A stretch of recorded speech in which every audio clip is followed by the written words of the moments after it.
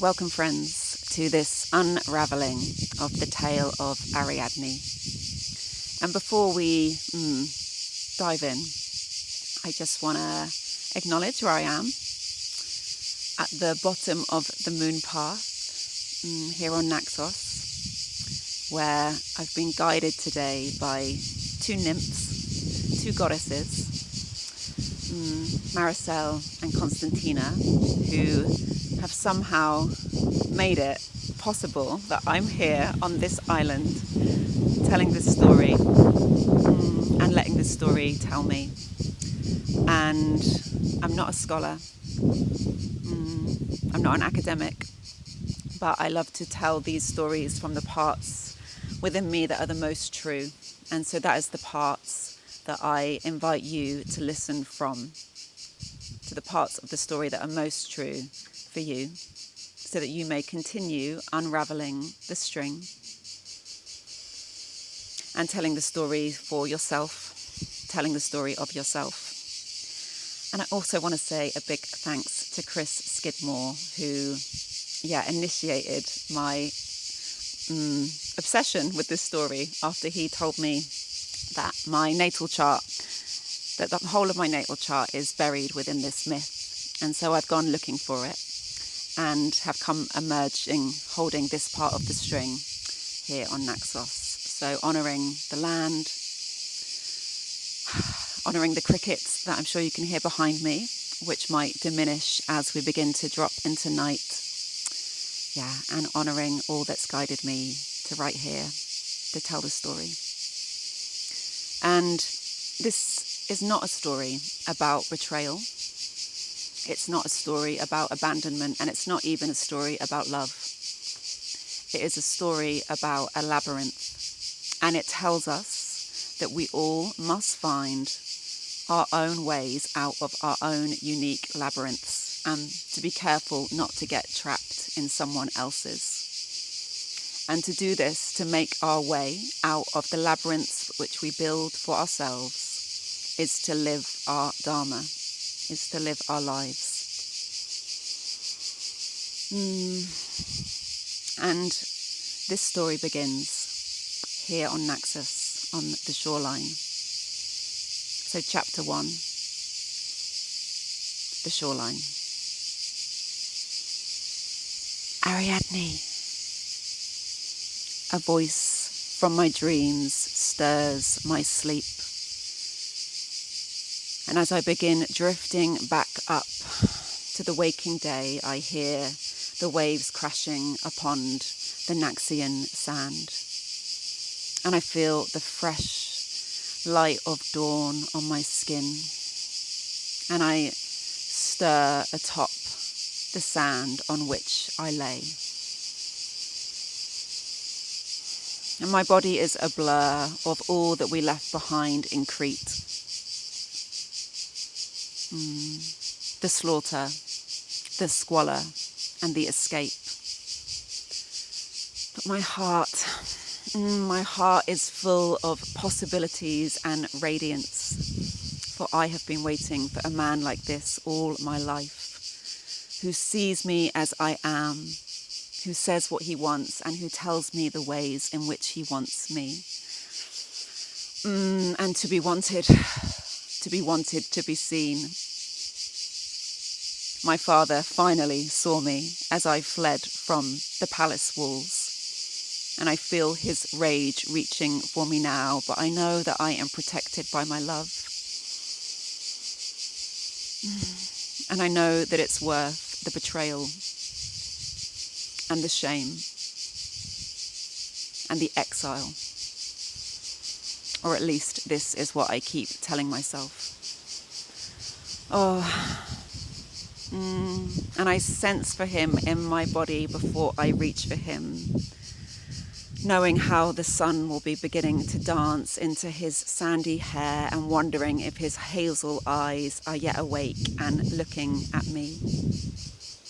And I keep my eyes closed as I reach my arm out towards where he lays, looking for his muscled arm, but all I am met with is the emptiness of sand. And I turn my head and open my eyes, and there's no one there. and I sit upright and look around the rocky cave in which I lay. And he's not here. I rush out to the longer stretch of white sand, and I look up and down the beach, and he's not there. I turn behind me to the cedar forest that extends far back away from the beach, and I call out, "Theseus! Theseus! Theseus!" as I turn back towards the waterfront and realise that the ship is no longer docked in the shallows. And I feel the panic begin to rise in me, and I run up the beach, desperately looking for some sign of the ship. Has it drifted away? Has it turned round the cove? But there is no ship, and there is no Theseus. I begin to scan the horizon, and I see last night's full moon now just a faint whisper, like a cloud upon the horizon. And it's just preparing to dip when I see silhouetted against it far in the distance, black flags shimmering in the light of a new day. And I see Theseus's ship disappearing over the edge of the horizon.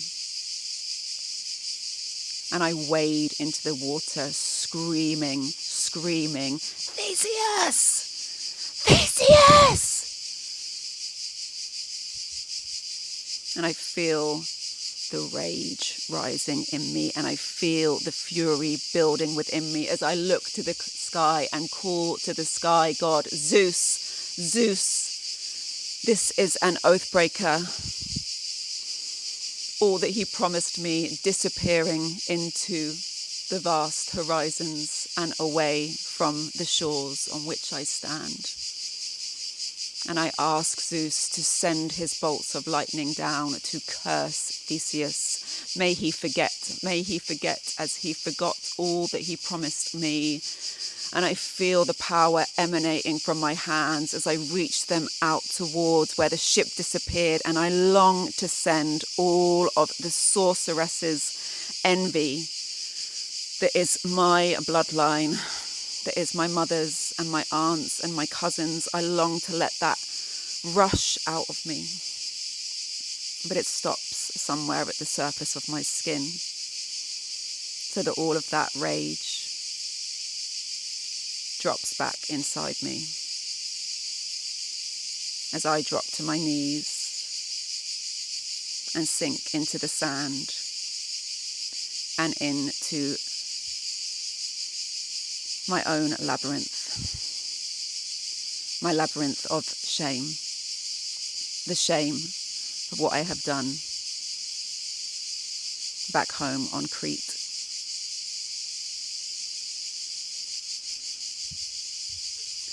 Chapter 2.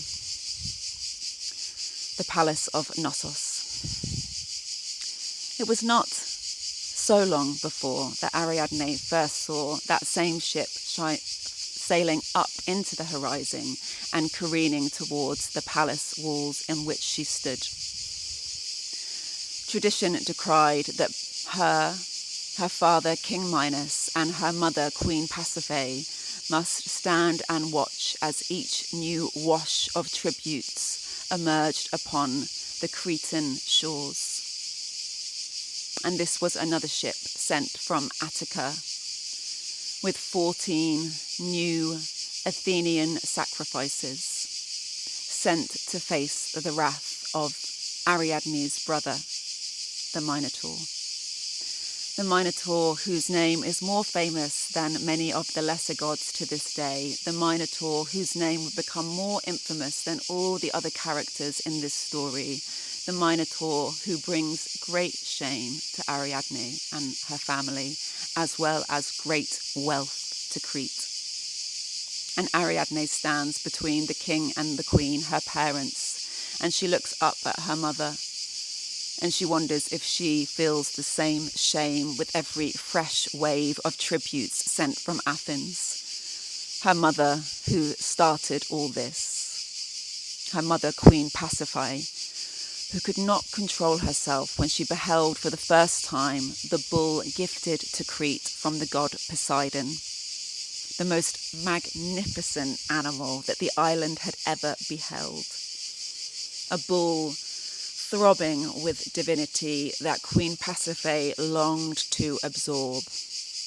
And so, Queen Pasiphae demanded that the palace architect Daedalus build her a contraption that would allow her to be had by this bull. And Daedalus had no choice but to do the queen's will.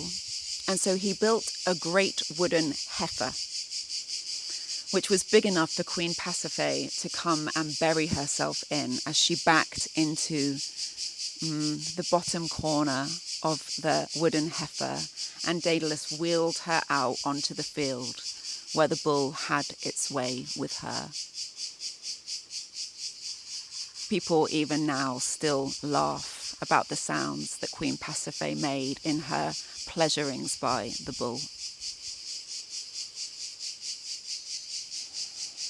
And these laughs, these jokes, bring more and more and more shame to Ariadne. And they make the same jokes about her when they see her pass. I wonder if she has the same taste for the Taurian as her mother. They smirk. But Queen Pasiphae's face is blank as ever as she keeps her gaze steady on the seas as the ship from Athens moves closer in towards the harbour, its black waves streaming in the wind. And Ariadne looks up at her father, King Minos, and he looks stern and proud as ever. And Ariadne wonders if he feels ashamed, for it is because of him that these Athenian sacrifices are sent every 9 years. King Minos sent his son Androgeus to Athens many years before, where he was killed by another bull from another story. And King Minos's grief and rage was such that he demanded that in retribution every 9 years 14 youths from Athens must be sent to face the wrath of the Minotaur. The Minotaur, who is the child, the beast born from Pasiphae's longing to copulate with the bull. The Minotaur, who King Minos was disgusted and disgraced by, and who demanded that Daedalus build a contraption to keep him hidden out of sight and out of reach. And so this is why Daedalus built the Labyrinth, to house the Minotaur in. But Ariadne knows the Minotaur by another name. To Ariadne, he will always be Asterion, her half-brother. Asterion, who even now watches us from the sky, but who back then was living down beneath the earth. Asterion, who had never seen a flash of daylight, or smelt the dew on the fields of wheat at dusk, who had felt the Cretan soil beneath his feet. Asterion, who had never known the touch of soft caress upon his horns, for he was half bull and half boy, now half man. And Ariadne had seen Asterion just one time, when as a child Daedalus had taken her down through the labyrinth in the months and years where Asterion slept in peace. And so Daedalus took Ariadne to see her brother, and they made their way through the turnings and the spirals and the corners and corridors of the labyrinth, all the way to the centre, where she beheld for the first time her brother. A thick coat of brown, downy hair that coursed over his chest, but huge human arms with claw-like fingers and great bulky legs with hoof-like toes, and a head, a neck, that was as vast and terrifying as a bull, as a beast. But his eyes, in Asterion's eyes, Ariadne saw something human. She saw suffering, and she saw longing, and she saw loneliness.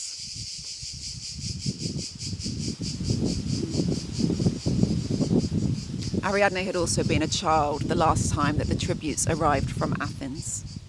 So she couldn't remember the particulars of the day, but she could remember the stricken looks on their faces as they disembarked from the boat. And she could remember the screams from the depth of the labyrinth. And she could remember the stench for the weeks and the months afterwards when their limbs were pulled out of the labyrinth after Asterion, the Minotaur, had finally satiated his furious appetite, which rose to dangerous levels every 9 years. And this is why the Feast of Fury must be had time and time again, and the sacrifices must be made time and time again. And so Ariadne watched the ship approach with terror, for she knew what was to come. But the ship moved closer nonetheless until it was finally docked in Naxos harbour, and the tributes began to disembark. One by one, they stepped off of the planks of the ship and onto the stones of the harbour walls. And she saw the fear in their ashen faces as 1, 2, 3 young men stepped off, 4, 5, 6, 3 young women joined them, 7, 8, 9 more young men and women stepped off of the Attican ship, 10, 11, 12, 13, each of them grey and pale and shaking. And then the final tribute stepped off of the ship, and Ariadne felt a ripple move through her as she saw this man walk proudly down to the harbour, where the sun and the wind caught his sandy hair, and it shone golden honey like a crown. He also wore yellow robes which shimmered in the light, and Ariadne felt a flash of hope when she saw this young Athenian come to die, but come to die with such stout assuredness, such regal beauty. Ariadne's breath caught in her, and then this young man looked up straight to where Ariadne was stood, and each of her cells gasped. She pulled her shroud over her eyes so that he wouldn't see all that she felt flood into her as this young man first beheld her, stood here between her parents, stood here between these 2 pillars of shame, which was her family, which was the court of King Minos at Naxos. And soon the palace walls were thick with this young Athenian's name. Theseus. It's Theseus. It's Theseus. They say he is a prince of Athens. Why would King Aegeus send his own son to be sacrificed by the Minotaur? But you don't understand. He didn't send him at all. Theseus volunteered. Theseus believes that he can overthrow the Minotaur. I heard that he's not King Aegeus' son at all. I heard that he's the son of the sea god Poseidon. Nonsense. Look at him. He's an Athenian through and through. All of that gold. They do like to make a song and dance of things. And Ariadne learnt his name, and she drank it in. Theseus, Theseus, Theseus of Athens. A prince come to win honour for his people. And it was not long before Theseus also made sure that he learned Ariadne's name. He was so curious as to who that slender maiden that he saw upon disembarking from the ship was, because the first time he saw her, he felt hope and he felt assuredness, and he knew that he had come here to do the right thing, and he knew that she held the secret to his success in overthrowing the Minotaur.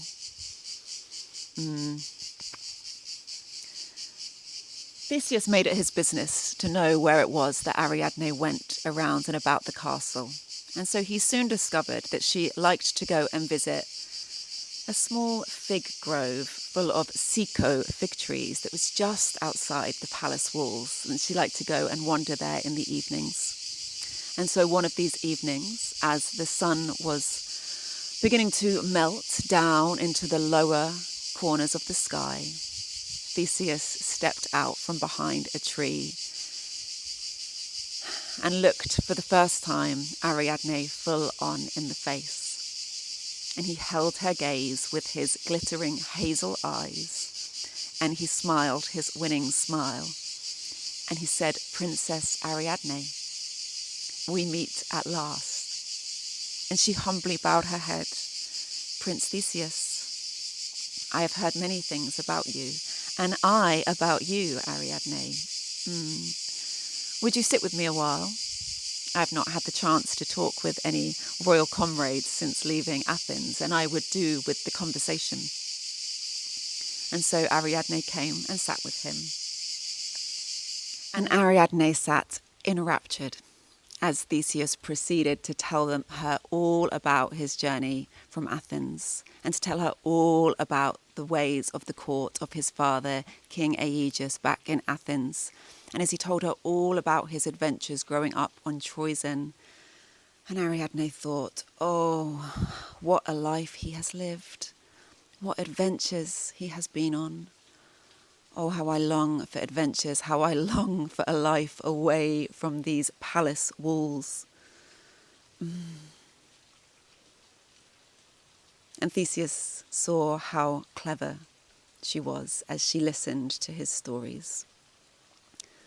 And Ariadne saw how, as he asked and quizzed her about her own father's court here at Naxos, how his eyes lit up whenever she spoke about Daedalus. And so she turned up the princess in her and made her life seem all the more glamorous and all the more interesting and all the more fascinating. Yes, it has been extraordinary to grow up alongside my mother, Queen Pasiphae, and my father, the great, the rich, the insurmountable King Minos. And so they loved being in one another's company, and they loved sharing stories of one another's homes. And Ariadne began to imagine what it would be like if her home was in Athens, by his side. And Theseus began to imagine what it would be like if her home was back in Athens, by his side. And they met night after night here in the fig orchard. And they shared stories, and they shared their hopes, and they shared their dreams. And Ariadne felt her longing for Theseus grow night after night. And one evening, just as the sun had set, he pulled a Sico from one of the trees and brought it to Ariadne's lips. And she bit into the fig, waiting for the honey to drip down her throat. But the fig was a bit unripe, and so there was just a sour tang that dropped down her throat, which Ariadne held back and pretended to Theseus that it was full of nectar. And he wiped the residue from her lips, and Ariadne's soul shimmered. And he said, "Ariadne, you know that I am not here to die at the hands of the Minotaur. I am here to save not only these 13 Athenians, but to save all of Athens from the retribution of your father and from the fury of the monstrous Minotaur. And if you would let me, I would save you also from the mire of your life here at Naxos, from the fear that you must feel every day knowing that that beast exists beneath the palace floors. I would take you home and make you my princess, one day to be queen of Athens. But I will have to defeat the Minotaur if I am to bring you back with me. And Ariadne, I cannot do it alone. I need your help. I need your help. You know the way through the labyrinth. Help me make my way back out and lead all of the Athenians to victory. Ariadne, I promise you such treasures if you would but do me this one favour. You have the whole of my heart, and I would share the whole of Attica with you by my side. But I ask you to help me. Help me to overthrow the Minotaur once and for all. And Ariadne felt the glimmer of the promise of this life ahead of her. And so she did not choose to remind Theseus that the monstrous Minotaur was her own brother.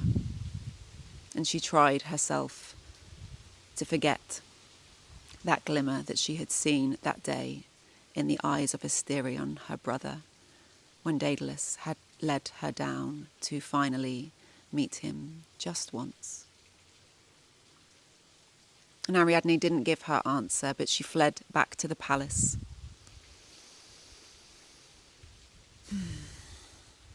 To ponder on Theseus's request.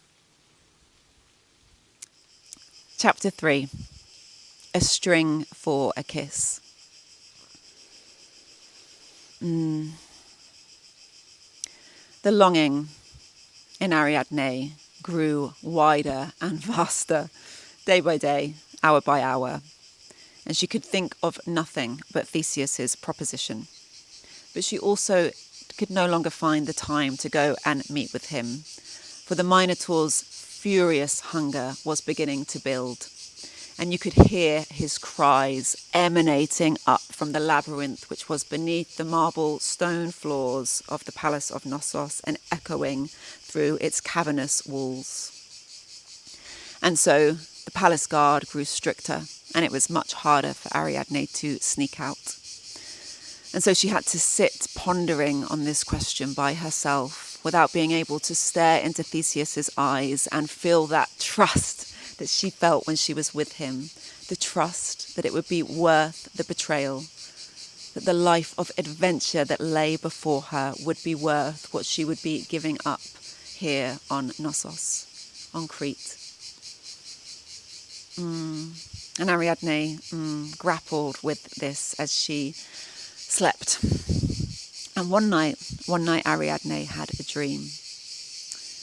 And in this dream, she saw Theseus's eyes full of their promises. But she also felt Theseus moving further and further and further away until he was just a small speck on the edge of her dream. And great vines came in and caressed Ariadne's body, holding her back, keeping her pulled back and far away from Theseus. And even though she longed to run for him, she still felt safe and held in these vines until there was nothing to do but to succumb to their wildness. And Ariadne woke up with a start. This was the night before the great feast, where the sacrifices from Athens were sent one by one down into the labyrinth to face the wrath of the Minotaur, to face this wrath which none before had ever escaped. Not one sacrifice who had entered the labyrinth had ever emerged alive, and here Theseus was, believing without a shadow of a doubt in his mind that he would. What would happen to Theseus if Ariadne did not help him? But what would happen to Ariadne What would happen to Asterion? What would happen to Crete if she did? There had been an idea that had been growing in Ariadne's mind, and she decided on this final night, this final chance to help Theseus, that she would.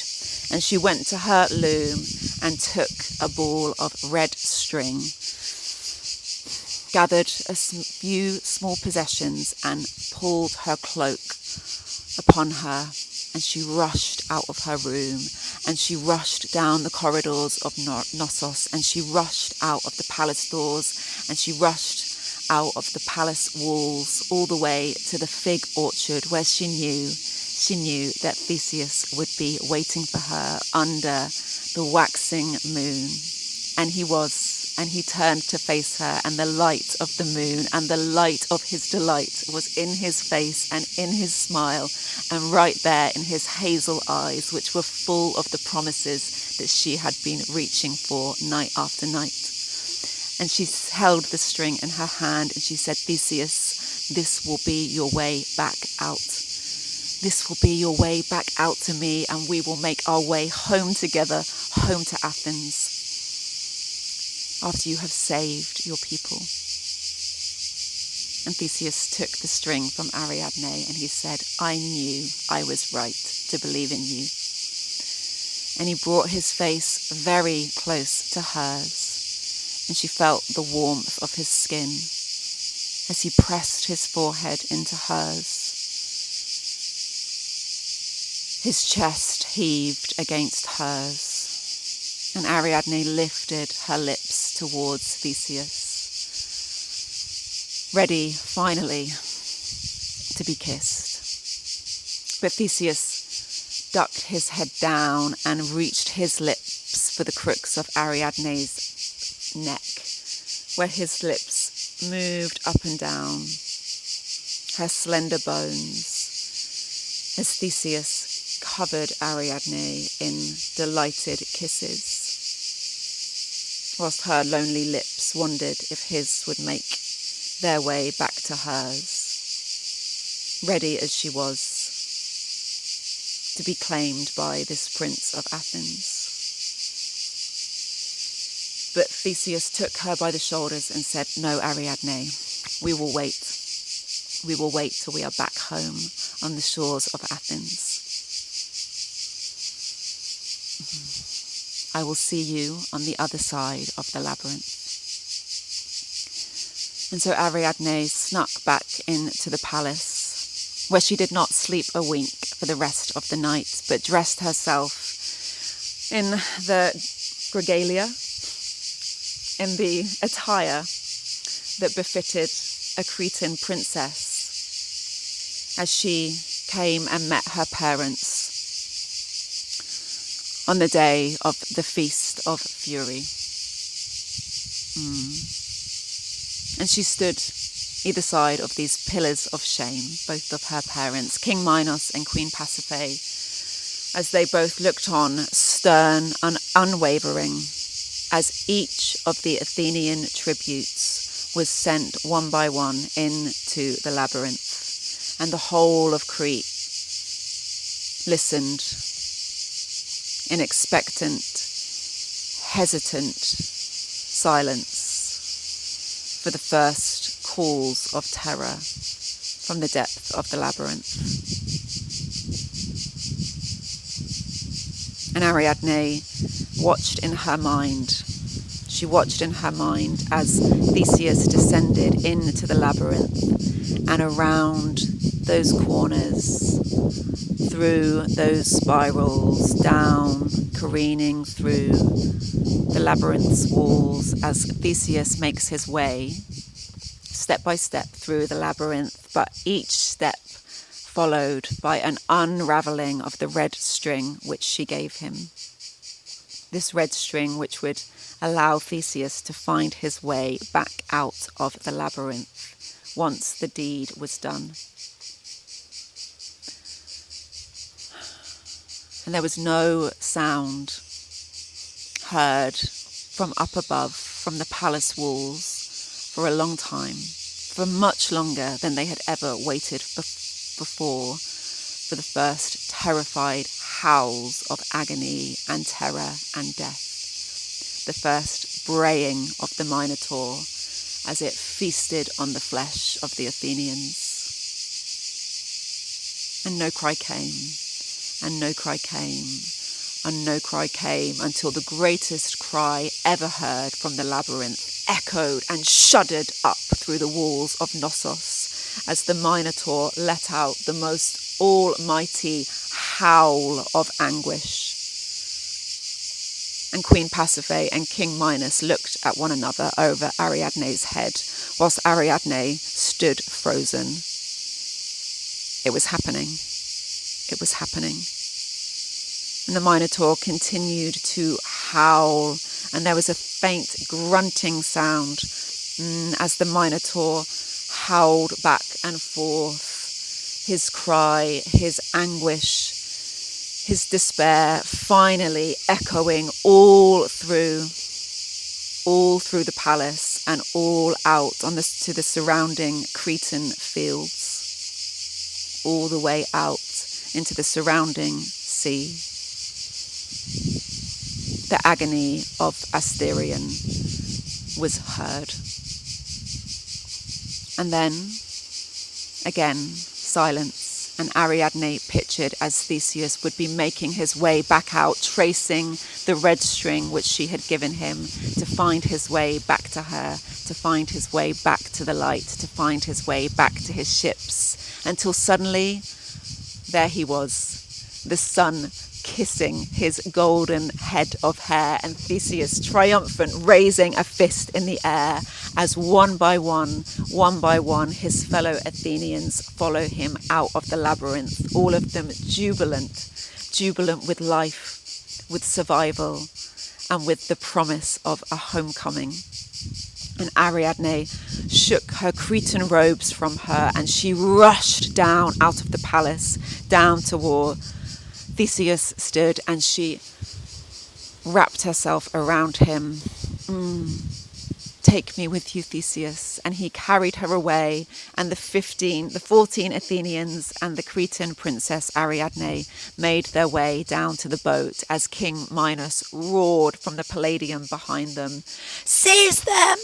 Seize them! Don't let them carry her away! But Theseus fought off every guard, and he led Ariadne leap by leap all the way to his ships until they were climbing aboard, and they were climbing aboard, and they were pulling their anchors up, and Ariadne could not bear to look back at the palace as she heard her father howling. Fury, punishment, promises that she would pay for this betrayal.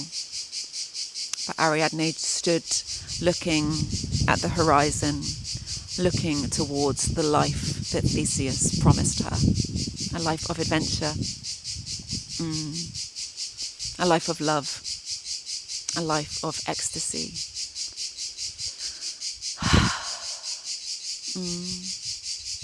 And as they'd gone far away enough that you could no longer make out the palace behind them, she went into the bottom of the ship where Theseus was regaling the other Athenian tributes with the tale of his defeat of the Minotaur. And Ariadne stood in the doorway, listening as he bragged about how he had crept up on the Minotaur behind him, wrapping his hands around its vast neck. You wouldn't believe it. My hands wouldn't even reach halfway round the monster's neck.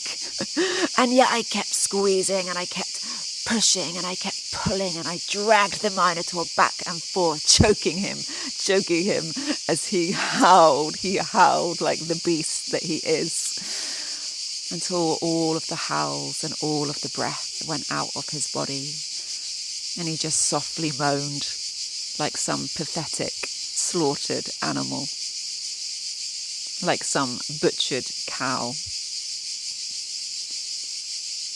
And Theseus turned and saw Ariadne's face, and he saw the confusion and the horror in her face. And he walked up to her and he cupped her face in his hands and he said, "Don't worry, Ariadne.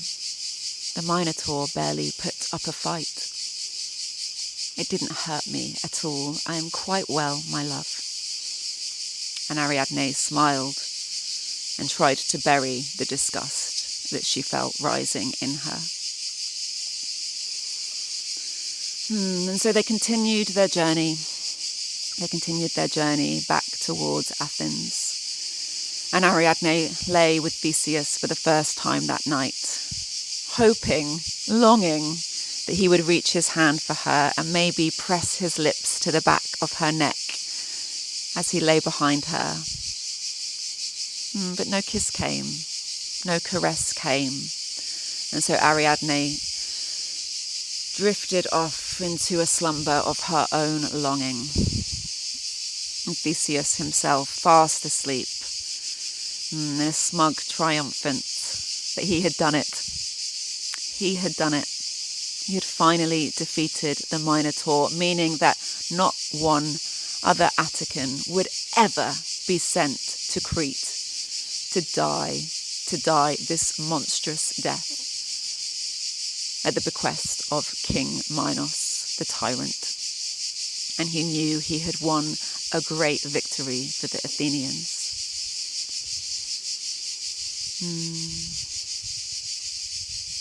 And as Theseus slept, he had a dream. And in that dream, he awoke.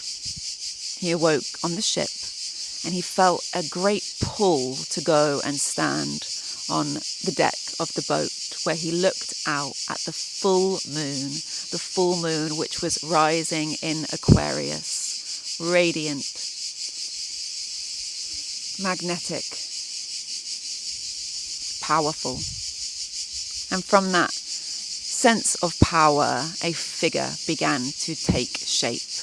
And the moon shone gold as from the light emerged the goddess Athena. And she looked down at Theseus with pride. And she said, "You have done it. You have done it. You have secured the safety of the Athenians, and you have secured the power of Athens. Crete will fall, and we shall become the greatest city the world has ever known, and it is all thanks to you, Theseus." But Theseus, you must push on in your story. You must push on.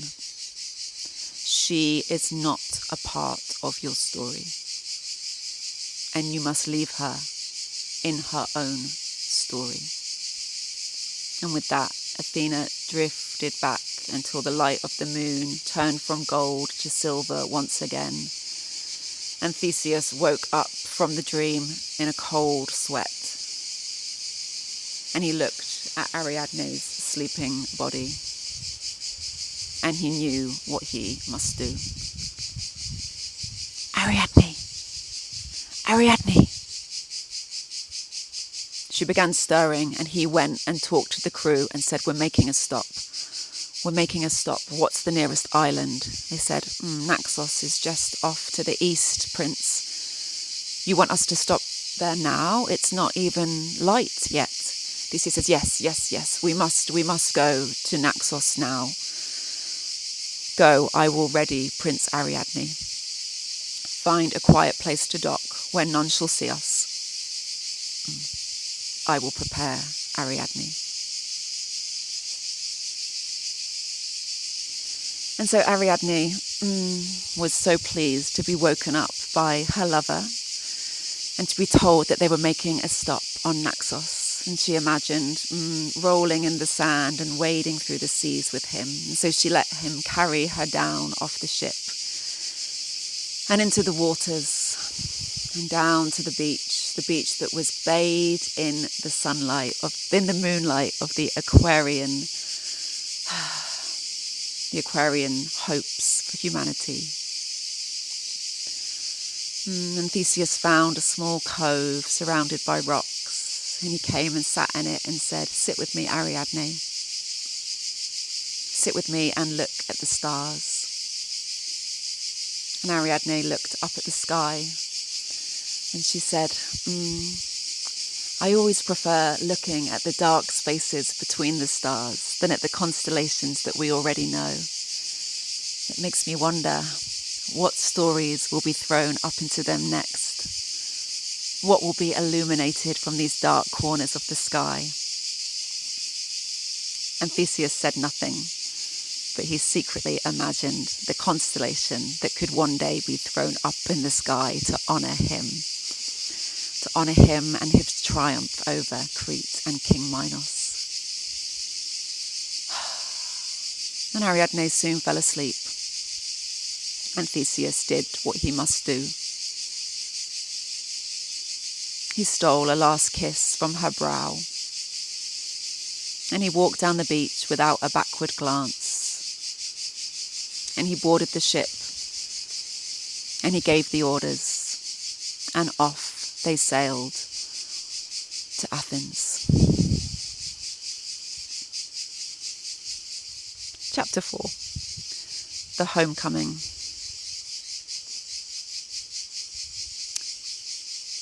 Nobody knows how many days,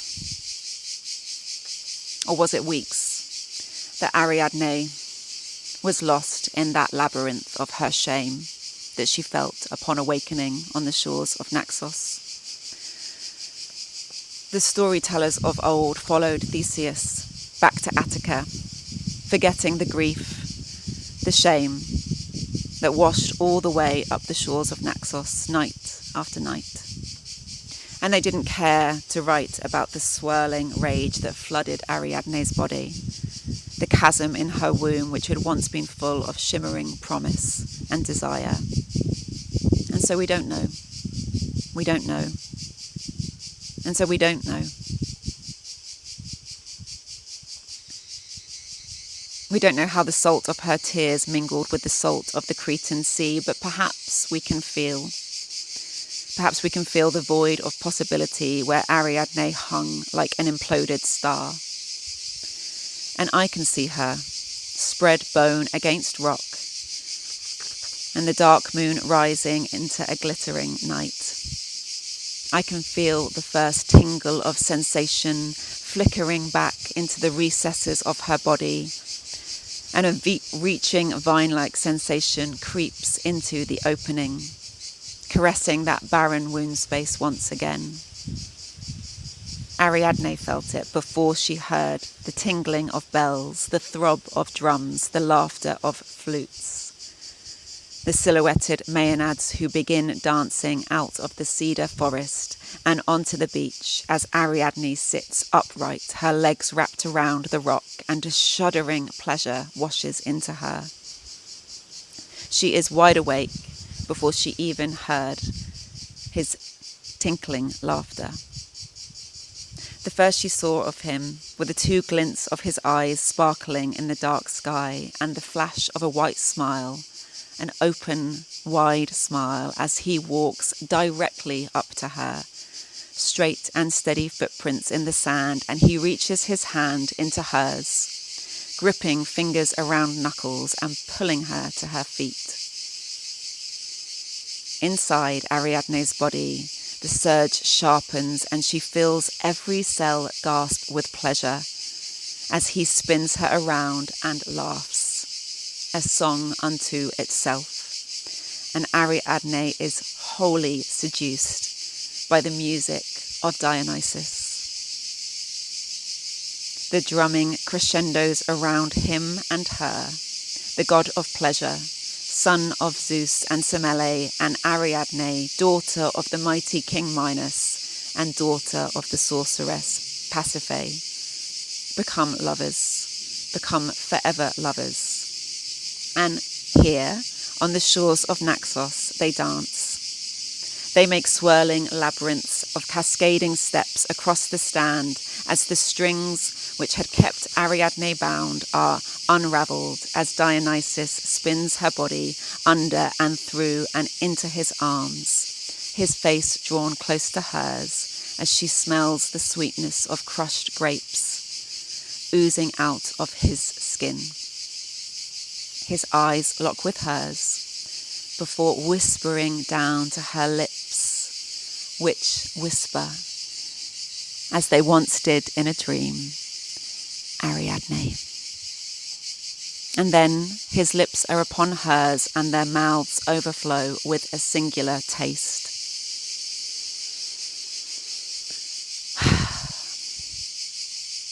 Theseus saw Ariadne as a map, as a means to navigate the way out of the labyrinth, as a way back home, a way for him to return triumphant to Athens. But this is not the path that I invite you to follow home. Look instead to the stars and find the radiant corona borealis, the tiara that Dionysus wrought for Ariadne when he made her his queen. The crown that was thrown up into the sky as a constellation so that we all may navigate the way out of our labyrinths and the way home.